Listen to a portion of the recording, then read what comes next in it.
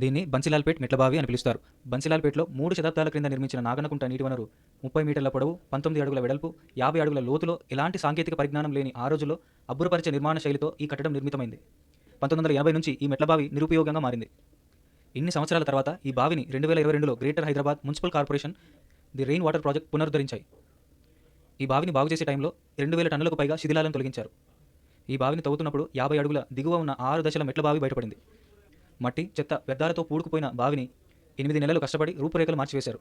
నూతనంగా నిర్మించిన tourist plaza భవనం, అందులో ఏర్పాటు చేసిన మెట్ల బావి నమూనా, బావిలో పేరుకుపోయిన పూడిక తొలగింపులో లభ్యమైన వివిధ రకాల పురాతన పరికరాల ప్రదర్శనను, గార్డెన్ను ఇక్కడ ఏర్పాటు చేశారు. దాదాపు 1500 చదరపు గజాల ఆ స్థలంలో అంపీ థియేటర్, కాన్ఫరెన్స్ హాల్, వేదికతో పాటు సిట్టింగ్ ఏర్పాట్లు కూడా చేశారు. ఈ గ్యాలరీలో మెట్లబావి చరిత్ర, పునరుద్ధరణ ప్రాజెక్టు గురించి సమాచారం ఉంటుంది. ఈ మెట్లబావిని పూర్తిగా డెవలప్ చేసి రకరకాల లైట్స్, భూగర్భ విద్యుత్ కేబుల్స్ ఏర్పాటు చేశారు. ఈ మెట్లబావి పక్కనే ఒక మంచి గార్డెన్ కూడా ఏర్పాటు చేశారు.